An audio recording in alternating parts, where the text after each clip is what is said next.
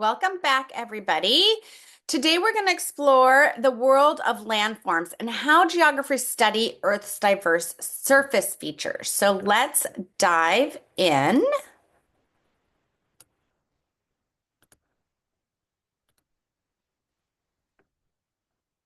Excellent. Every day we interact with Earth's surface, whether it's hiking up a mountain, driving through rolling hills, or simply walking across campus. What we're experiencing is topography, the configuration of Earth's surface. Now think about where you live.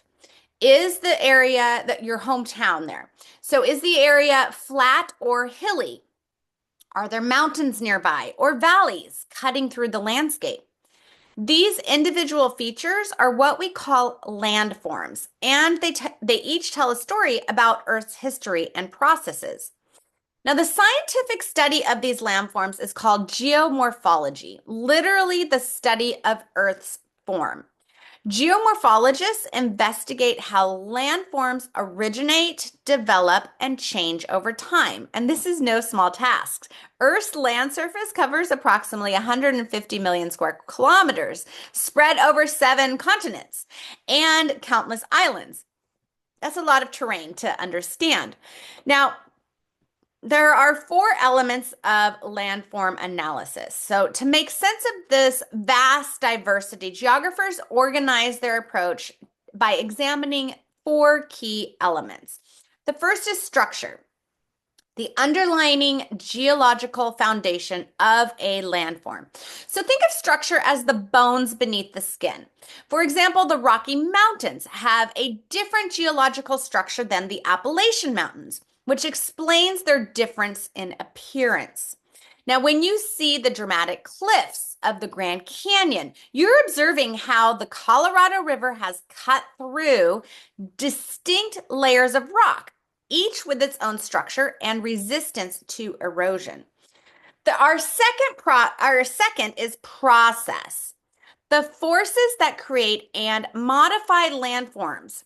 These include geologic processes like mountain building and volcanism, hydrologic processes like river erosion and deposition, atmospheric processes like wind erosion and rainfall, biotic processes involving plants and animals.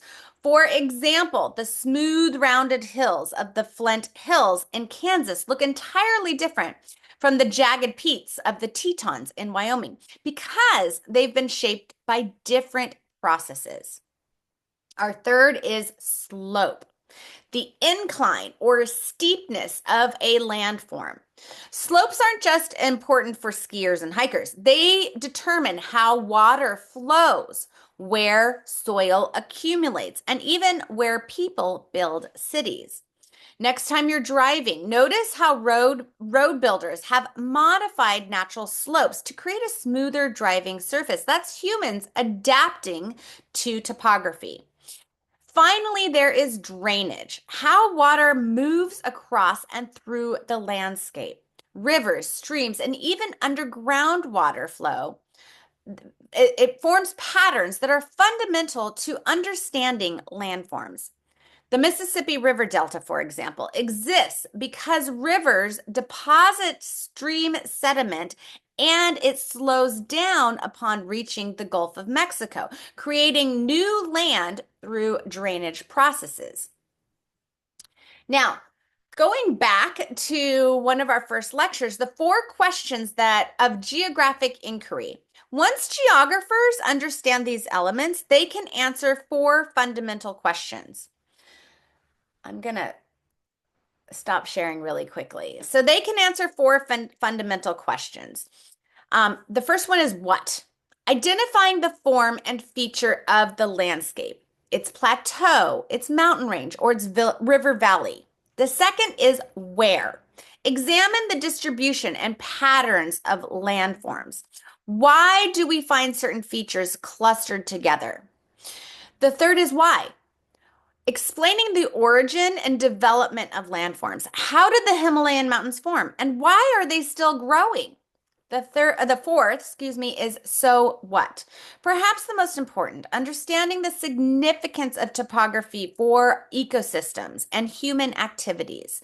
This last question connects physical geography to our daily lives. For example, the fertile soils of river floodplains. They have supported agriculture for thousands of years. While the steep mountain slopes have historically created barriers to transportation and communication. So understanding landforms isn't just academic curiosity. It helps us comprehend natural hazards like landslides, plan cities more effectively, and appreciate the remarkable diversity of our planet's surface. So, next time you're traveling, take a moment to observe the landform around you. Ask yourself about its structure, the processes that shaped it, the slopes, the drainage patterns. You'll start to read the landscape like a book, understanding the story of Earth's surface that has been billions of years in the making.